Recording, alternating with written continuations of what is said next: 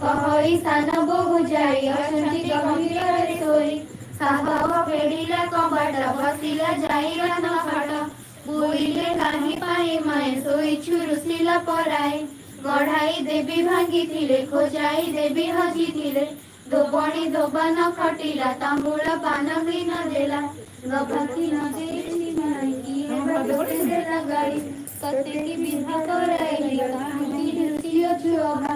କଥା ନ କହିକି ପ୍ରାମରେ ରୁଷିଛୁ କେଉଁ ନିମନ୍ତରେ। ଚାଟୁ ନ ଶୁଣି ତ ପୋଇ ଶୋଇଛି ମାନବର ହୋଇ। ଶପଥ ଭାଇ ଉଠାଇଲେ ମାତା ହିଁ ଅନେକ କହିଲେ।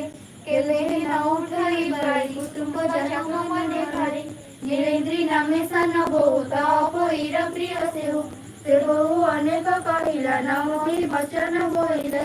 କହରୁ ମାତାର ଚାନ୍ଦରେ ମୋତେ ନ ଦେଲେ ନ ଖାଇବି ଭାତ ତୋ ଆଗେ କହୁଅଛି ସତ। ଶୁଣି ସମସ୍ତେ ଦୋଷ ହେଲେ ଝିଅକୁ ପିଅର କହିଲେ। ଏଠାର କଥାକୁ ମାଏ ରୁଷିଛୁ ନ ମିଳି ନଥାଏ। କାଲି ଭିତରେ ଗଢ଼ାଇବି ଅନ୍ତର ଦିନେ ଚାନ୍ଦ ଦେବି।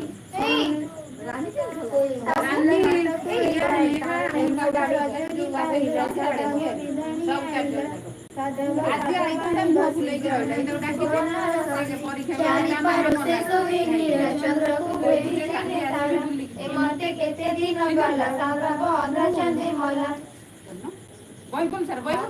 ଫୁଲ ଚାନ୍ଦେ ମଲେ ସମସ୍ତ କୁଟୁମ୍ବ କାନ୍ଦିଲେ। କିଛି ଦିନରେ କ୍ରିୟା ସାରି ବ୍ରାହ୍ମଣେ ଯଉତିଷ କରି। ଏମତେ କେତେ ରୁବିନା ତମ କ୍ୟାମେରା ଭଲ ଆସୁନି। ହଇ କ୍ୟାମେରା ଭଲ ଆସୁନି। ସମୁଦ୍ରେ ବୋହି ତ ମେଲିଲେ।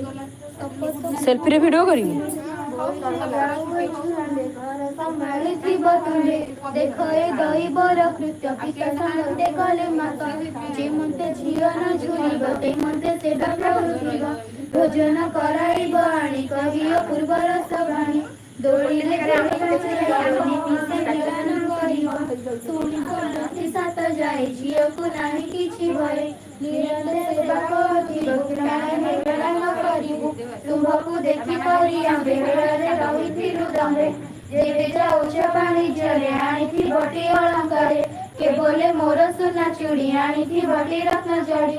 କେବଲେ ହୀରାର ବସଣି ମୋହର ଆଣିଥିବ ଆଣି। କେବଲେ ସୁବର୍ଣ୍ଣ କଙ୍କଣ ଆଣିଥିବ ମୋହନୀ ହରଣ। କେବଲେ ଅଷ୍ଟରତ୍ନ ତାରା କେବଲେ ଖଞ୍ଜମତି ହୀରା। କେବଲେ ହୀରାମଣି କହି ଭାଇଙ୍କି ବୋଲେ ତ କେବଲେ ବସନ୍ତ ପତନି ମୋହର ପାଇଥିବ ଆଣି। ଏମତେ ଶୁଣି ସାତ ଭାଇ ଜଣେ ବୋଇତ ଗଲେ ବାରି। ଏମତେ କେତେ ଦିନ ଗଲା ବୋଇତ ସେ ରାଜ୍ୟ ଲାଗିଲା। କୁଶଳେ ରହିଲେ ସେ ଯାଇ କୁଶଳ ଦୀପ ସେ ବୋଲାଇ। କହନ୍ତି ପ୍ରଭୁ ଚକ୍ରପାଣି ଶୁଣି ସନ୍ତୋଷ ଠାକୁରାଣୀ। ଆଙ୍କ କ୍ୟାମେରା ଟା ଭଲ ହଉଛି।